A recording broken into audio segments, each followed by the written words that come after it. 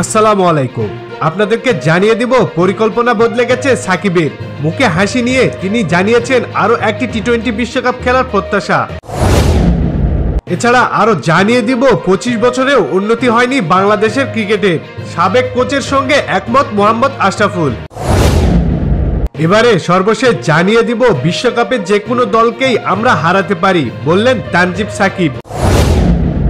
এতক্ষণ শিরোনাম শুনছিলেন, এবার বিস্তারিত।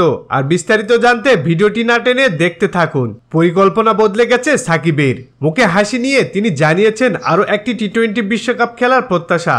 গত বছর একটি গণমাধ্যমকে দেওয়া সাক্ষাৎকারে সাকিব আল হাসান বলেছিলেন বাংলাদেশ দলে তিনি 2025 সালের আইসিসি চ্যাম্পিয়ন্স ট্রফি পর্যন্ত খেলবেন। সেক্ষেত্রে আসন্ন আসরই তার টি-20 ক্যারিয়ারের শেষ বিশ্বকাপ হওয়ার কথা।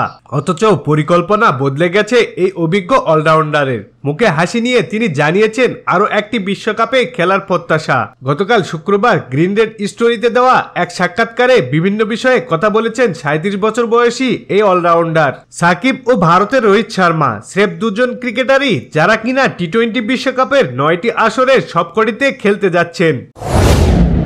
25 বছরেও উন্নতি হয়নি বাংলাদেশ ক্রিকেটের। সাবেক কোচের সঙ্গে একমত মোহাম্মদ আশরাফুল। বাংলাদেশের বিপক্ষে প্রথমবার টি-20 সিরিজে মুখোমুখি হয়ে চমক দেখিয়েছেন যুক্তরাষ্ট্র। বিশ্ব ক্রিকেটের নবীন দেশ যুক্তরাষ্ট্রের কাছে নাজমুল হোসেন শান্তর দল সিরিজ হেরেছে 2-1 ব্যবধানে। এমন বিপর্যয়ের পর বাংলাদেশকে নিয়ে বিধ্বংসী মন্তব্য করেছেন টাইগারদের সাবেক কোচ স্টুয়ার্ট ল।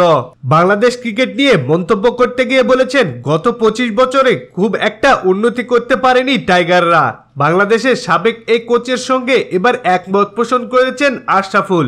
সম্প্রতি দেশের খেলাভিত্তিক এক অনলাইনকে দেওয়া সাক্ষাৎকারে আশরাফুল বলেন আইসিসির ইভেন্টের ফলাফল দেখুন, তাহলে তো আমরা একই জায়গায় আটকে আছি।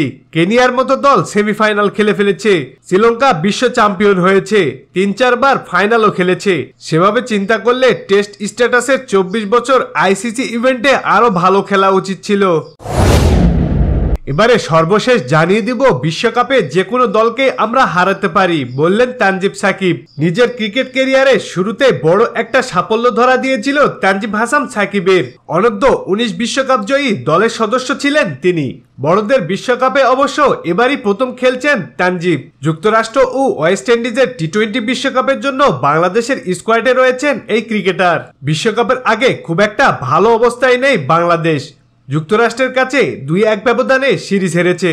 এ অবস্থাতে বাড়তি আত্মবিশ্বাস আছে তানজিবের। বিশ্বকাপের মঞ্চে সেরা ক্রিকেট খেলতে পারলে যে কোনো দলকে হারিয়ে দিতে পারে বাংলাদেশ, এমনটাই বলছেন এই পেসার।